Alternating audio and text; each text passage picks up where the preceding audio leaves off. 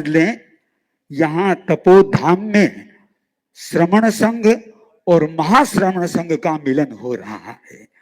तो ये एक योग है। गुरुदेव का ये दीक्षा कल्याण महोत्सव वर्ष जो श्रमण संघ के इस परिसर में हो रहा है, मैं निवेदन करता हूं पद्म ऋषि जी महाराज से आज के अवसर पर अपने विचारों की प्रस्तुति।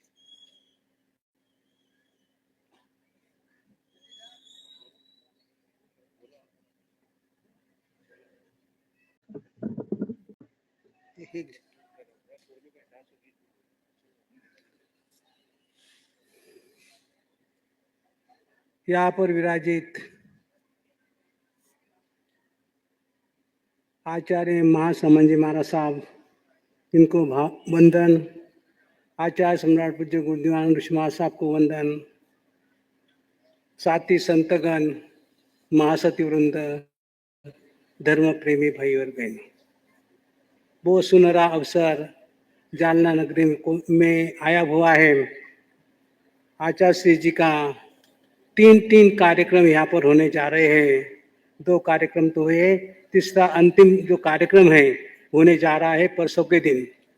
हम बड़े सौभाग्यशाली हैं कि ऐसे महापुरुषों का सानिध्य मिलता है, ऐसे महापुरुषों का दर्शन मिलता है। एक श्लोककार ने कहा, साधु नाम दर्शनम पुण्यम तीर्थ भूताय साधव काले न फलती तीर्थम सद्य साधु समागम। उस विचारक ने कहा, तीर्थ स्थान और साधुओं में क्या अंतर है? तीर्थ स्थान और साधुओं में क्या अंतर है? तो उन्होंने पहले लाइन में बताया, साधु नाम दर्शनम पुण्यम। हम संतों के सानिध्य में जाते हैं, महापुरुषों के चरणों में आते हैं, और आचार्य यानी सबसे बड़े पदधारी होते हैं, क्योंकि हमारे यहाँ पर जो 5 पद दिए हुए हैं, अर्यंत, सिद्ध, आचार्य, उपाध्याय और साधु। अभी तो अर्यंत नहीं है, सिद्ध भी नहीं है। तो हमारे लिए कौन होते हैं? आचार्य सर्वोपरि होते हैं। तो हमारे लिए भगवान के स्वरूप कहो, तीर्थ के स्वरूप हमारे आचार्य होते हैं। तो उस श्लोककार ने कहा, साधु नाम दर्शनम पुण्यम तीर्थ भूताय साधु। यानी साधुओं का दर्शन होना बहुत पुण्य का काम होता है। जब हमारा पुण्य का उदय आता है, उस वक्त संतों के हमें दर्शन होते हैं। कई ऐसे अभागे लोग होते हैं, उनको सालों साल संतों के दर्शन होते रहे, लेकिन हम सभी पुण्यशाली हैं। ऐसे महापुरुषों का सानिध्य, ऐसे महापुरुषों का दर्शन हमें प्राप्त हो रहा है। और साधु कैसे होते? तीर्थ भूताय साधु। साधु जो होते हैं तीर्थ के समान होते हैं। जैसे आप लोग तीर्थ यात्रा करने जाते हैं, आप लोग तीर्थ यात्रा करने जाते हैं, वहां पर क्या करते हैं आप लोग? कुछ ना कुछ मनोती मनाते हैं, कुछ ना कुछ बोलवा बोलते हैं। तो श्लोककार करता है, तीर्थ भूताय साधु काले न फलती तीर्थम।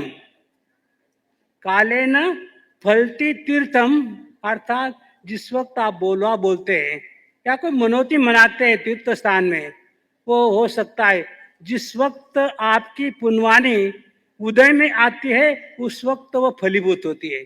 लेकिन जिस वक्त महापुरुषों का सानिध्य हमें प्राप्त होता है, सद्य साधु समागम, जिस वक्त महापुरुषों का सानिध्य हमें प्राप्त होता है, तो उस वक्त तुरंत हमारे मन की जो भावना होती है, उस मन की भावना, हमारी जो इच्छा होती है, महापुरुष जान लेते हैं और हमारे महापुरुषों की जो कृपा होती है, कृपा बरसती है, हमारी भावना फलीभूत है। इस तरह से हमारा यहाँ पर आचार्य श्री से कल वार्तालाप हुआ, परसों के दिन भी हम आए थे। तो कहा जाता है कि संत जो होते हैं, संतों के द्वारा ही हमारी भारत भूमि सुजलाम सुफलाम बनी हुई है। क्योंकि भारत भूमि को एक तो कृषि प्रधान कहा जाता है और एक ऋषि प्रधान कहा जाता है। भारत भूमि को कृषि प्रधान या ऋषि प्रधान, तो ऋषि के द्वारा ही ये भारत भूमि में क्या आते हैं? सफलता सुजलता आती है। एक हिंदी के कवि ने कहा, अगर इस जगत में साधु नहीं होते तो यह जगत जो है अंधकार की ओर भटकते जाता। क्योंकि साधु होते हैं, साधु क्या करते हैं, सत्संगति बताते हैं।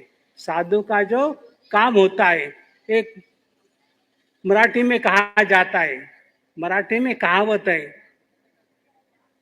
जे दुर्जन म्हणजे दुर्जनाशी जे अपना करे त्याला म्हणावा साधू।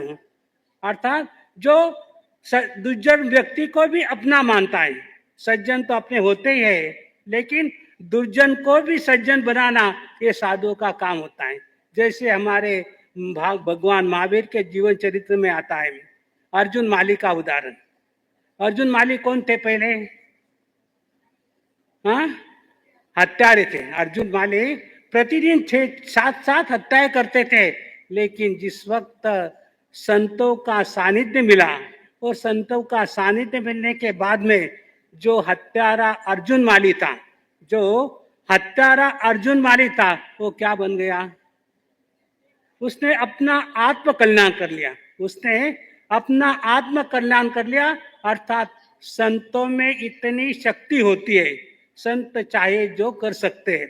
तो इसलिए हमें बहुत गर्व है कि हमारे ऐसे महाश्रमण जी आचार्य यहाँ पर पधारे हुए, उनसे मिलना हुआ। कल काफी बातचीत की उन्होंने, बहुत अत्यंत सरलता से, जैसे हमारे आचार्य भगवत आनंद ऋषि महाराज साहब ने, जिन्होंने देखा होगा जितने सरल और भद्रिक थे, वैसे ही आप भी भद्रिक और बहुत सरल है। क्योंकि साधुओं का लक्षण कैसा होता है कि भद्रिकता और सरलता, यही साधुओं का लक्षण होता है। उसमें आप तीसरे पद पर विराजमान है। आप तीसरे पद पर विराजमान है, और तीसरे पद पर आने के बाद में जो एक आचार्यों के गुण होने चाहिए, वो 36 गुण आप में दिखते हैं। कितने गुण होते हैं आचार्यों के? 36 जो गुण होते हैं वो आचार्यों में दिखते हैं, और ऐसे ही आप में वो लक्षण दिखाई देते हैं। क्योंकि हमने दोनों महापुरुषों को देखा है, आचार्य भगवान को भी देखा है, आपको भी देखा है। सिर्फ हमने आचार्य तुलसी जी का नाम सुना था, लेकिन प्रत्यक्ष में आचार्य तुलसी के स्थान पर आप यहाँ पर विराजमान है। आपका वात्सल्य और आपका प्रेम पाकर हम बहुत आनंदित हुए, प्रभावित हुए कि ऐसे महापुरुषों का दर्शन अपने लिए एक सौभाग्य की बात होती है।